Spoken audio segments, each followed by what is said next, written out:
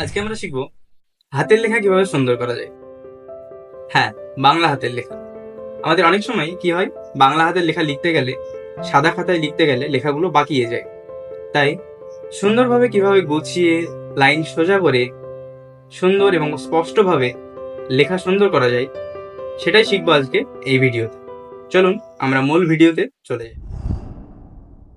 প্রথমেই আমাদের নিয়ে নিতে হবে লেখার কাগজ, যেটাতে আমরা লিখব। এরপর লেখার জন্য আমাদের কলম বেছে নিতে হবে সেই কলমগুলো যেগুলো দিয়ে আমরা লিখতে স্বাচ্ছন্দ্য বোধ করি।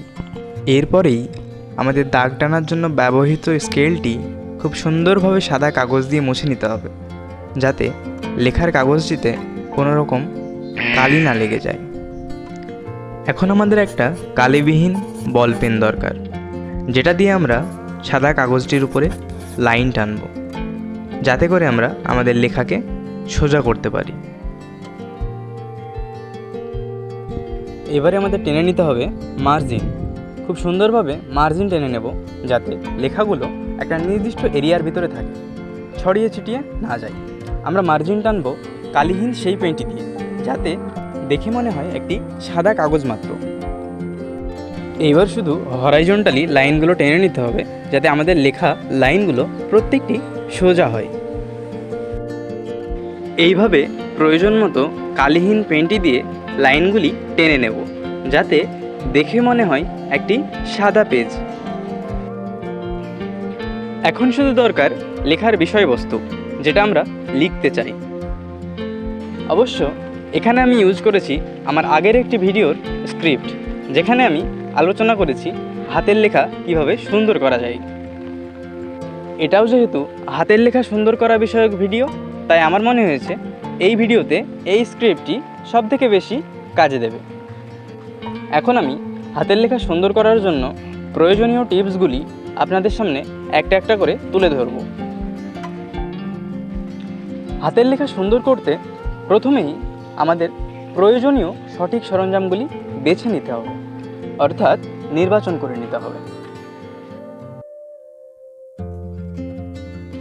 দ্বিতীয়ত, দেহের অবস্থান। হাতের লেখা সুন্দর করতে গেলে অবশ্যই দেহের অবস্থান ঠিক রাখতে হবে, কারণ আমরা যখন দেহের অবস্থান ঠিক রাখি, অর্থাৎ যেই ভঙ্গিতে বসে লিখলে আমরা কমফোর্টেবল ফিল করি, অর্থাৎ আরামদায়ক অনুভব করি, ঠিক তখনই গিয়ে আমাদের লেখা সুন্দর হয়, অথবা বলা যেতে পারে লেখা এদিক ওদিক হয়ে যায় না।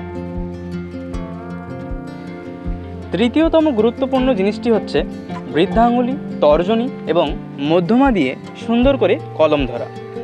অর্থাৎ আপনি যদি এই ভঙ্গিতে কলম ধরেন, তাহলে আপনার লেখা সুন্দর হওয়ার চান্স অনেকটাই বেড়ে যায়। সঙ্গে লেখা অনেকটা স্ট্রেইট এবং গোটা গোটা হয়, যেটা কিনা লেখার সৌন্দর্যকে আরও কিছুটা বাড়িয়ে তোলে।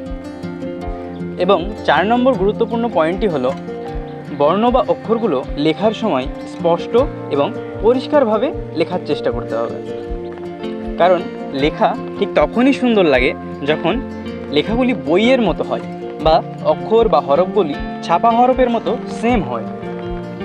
আর 5 নম্বর, যেটা না করলেই নয়, লেখা সুন্দর করতে, অর্থাৎ হাতের লেখা সুন্দর করতে অনেক পরিমাণে প্র্যাকটিস করতে হবে, অর্থাৎ লেখার চর্চা করতে হবে। সবশেষে এই কথাটি আবারও বলতে চাই যে লেখা সুন্দর করতে অনেক পরিমাণে হাতের লেখার চর্চা করতে হবে, তবেই গিয়ে লেখা সুন্দর হবে, নয়তো নয়। কারণ ইংরেজিতে একটি প্রবাদ আছে যে প্র্যাকটিস মেক্স পারফেক্ট। আজকের ভিডিও এই পর্যন্তই। দেখা হবে আবারও নতুন কোনো টপিক নিয়ে, নতুন কোনো ভিডিওতে। ভিডিওটি সম্পূর্ণ দেখার জন্য ধন্যবাদ। আর এই চ্যানেলে নতুন হয়ে থাকলে অবশ্যই চ্যানেলটি সাবস্ক্রাইব করে রাখবেন, যাতে নতুন কোনো ভিডিও এলে সর্বপ্রথমে আপনার কাছে পৌঁছে যায়। ভালো থাকবেন, সুস্থ থাকবেন। আর অবশ্যই কমেন্ট করে জানাবেন এই ভিডিওটি আপনাদের কাছে কেমন লেগেছে এবং পরের ভিডিও আপনারা কোন টপিকে চান।